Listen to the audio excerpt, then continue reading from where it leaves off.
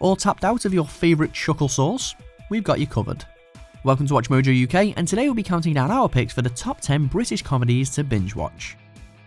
Before we begin, we publish new content every day, so be sure to subscribe to our channel and ring the bell to get notified about our latest videos. For this list, we're looking at those British comedies that will keep you entertained for hours and that you won't be able to tear yourself away from the pilot right to the closing credits on the final episode. Number 10, Not Going Out. I'm a murderer! Nice to meet you. Not quite the Ross and Rachel of love stories, but it's the will they won't they arc that holds this series together. Lee is an unambitious, lazy northerner who finds himself living with his best mate Tim's sister after his previous flatmate and Tim's ex-girlfriend, Kate, moves back to the States. Well, you know the phrase, friends with benefits. No, we're just friends. Although I am on benefits. Lucy finds Lee's constant schemes and immature actions annoying, but deep down, she knows that life is far more interesting with him around. Spoiler alert, Lee and Lucy do eventually admit their feelings for one another, but married life doesn't seem any more settled for this pair. I didn't know she was going to look round. I'm not as round as that, anyway. Number 9, Fresh Meat. Pretty sure it's Coke.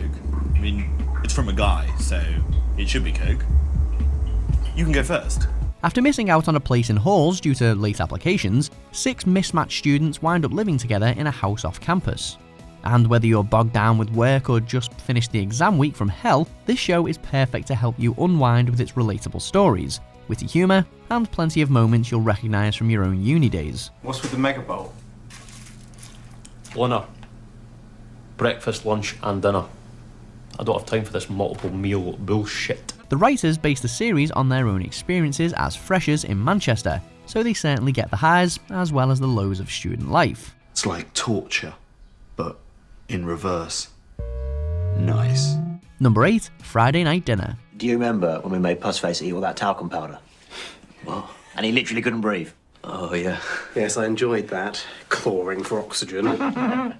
Every week, the Goodman family gets together for the traditional Jewish Friday night dinner, but with things always getting in the way, it's a wonder this family ever eats a hot meal. Not that the family doesn't have their own dramas cropping up, but it's usually awkward neighbour Jim who shows up making everyone uncomfortable, but making us laugh out loud at the same time. Would you mind cooking this little bit of fish for me? It's got the comedy stylings of the In-Betweeners with a splash of green wing for good measure. Once you've visited the Goodmans, you certainly won't want to wait until next Friday to go back again. Not on Friday nights. Of course. Shalom. Shalom. Number 7, Him and Her. I need a wee. This comedy isn't really about anything, which is a real testament to the characters, as we keep coming back for more. Becky and Steve are a 20-something-year-old couple who would much rather a day in bed doing, well, anything else really. My spot burst. Did it? Really?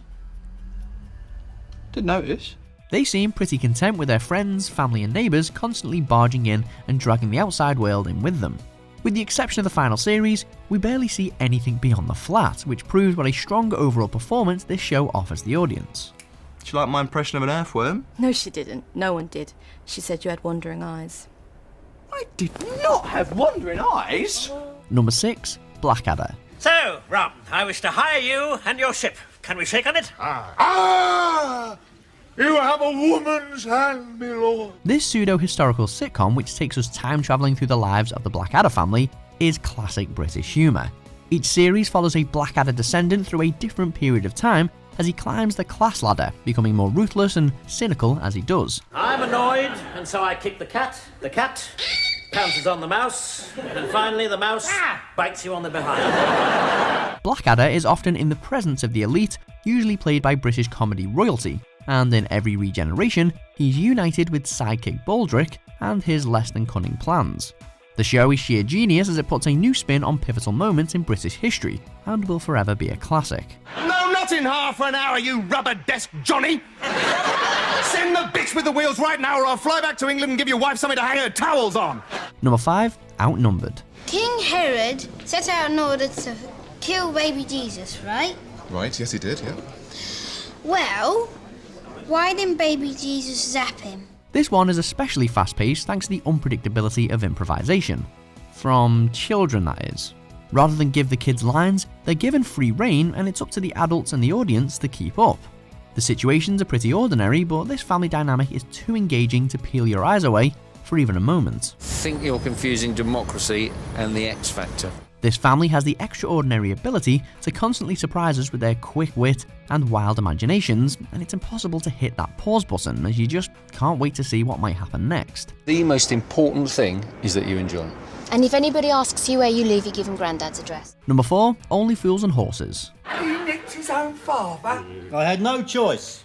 If there'd been a way of avoiding it, I would have. But his rear light was defective. Not only is this show highly binge-worthy, but it was voted number 1 on the top 50 TV shows Brits watch on repeat. Binge watch status confirmed. Each episode shows Del Boy and Rodney playing out yet another get-rich-quick scheme, usually involving some illegal products and under-the-table selling. There must be some way we can prove we paid for all this. Most probably is, Albert. But what happens if the old Bill starts asking questions about all my gear, right, and Rodney's watch? Yeah, I suppose you're right.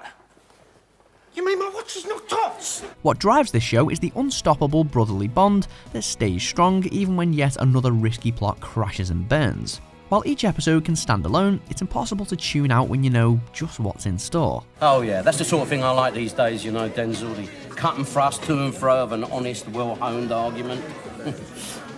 I regret it now, but I ended up clumping him. Number 3, The Office. A good idea is a good idea forever.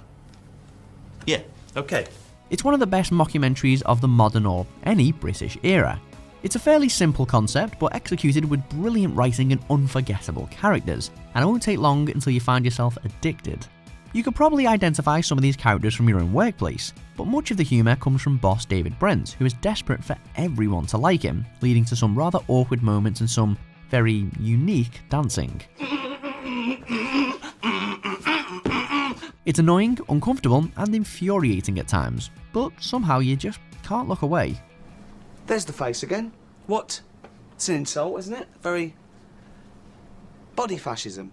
Number 2, Gavin and Stacey. And your dad being on the telly and that just reminds me, I've never done anything like that. He found a dead body, babe. It's not really an achievement. Bridging the gap between Billericay and Barry Island, this sitcom charts the sometimes rocky road of romance for its title characters Gavin Shipman and Stacey West.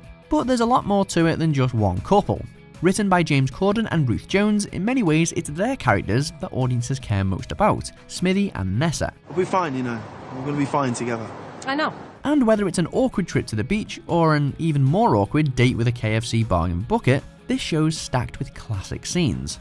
With 3 series and a standout Christmas special to enjoy, you could just about get it done in a day. And what a day that would be. In that case, look, I'm not going to bother. I'll just turn around. It's probably for the best. Yeah, probably. No, why is it for the best? I'm trying to see my son. Stop trying to stop me. Number 1, Peep Show. This isn't how it was meant to be. Week's holiday. I was going to get to grips with the Roman Republic. Get into the GI diet. Can't stop now. Got to win the war for the Nazis. Not many shows get you as close to the action as Peep Show, but since you're watching the action through the eyes of these dysfunctional characters, it's like a front row seat to their latest awkward encounters. Mark and Jez could not be any more of polar opposites, and yet they still manage to be the yin to each other's yang, as they work together through whatever situation they find themselves trying to get out of at any given time. Sorry. Yes, sorry. You'll be sorry, bitch. This show can be inappropriate and even shocking at times, but we're in it for the long haul, no matter what. You're my best friend and you copped off with my fiancée? You lovely bastard! This is dynamite! This is the perfect excuse! Why the hell didn't you tell me about this earlier? Do you agree with our picks? Check out these other great clips from WatchMojo UK and be sure to subscribe and ring the bell to be notified about our latest videos.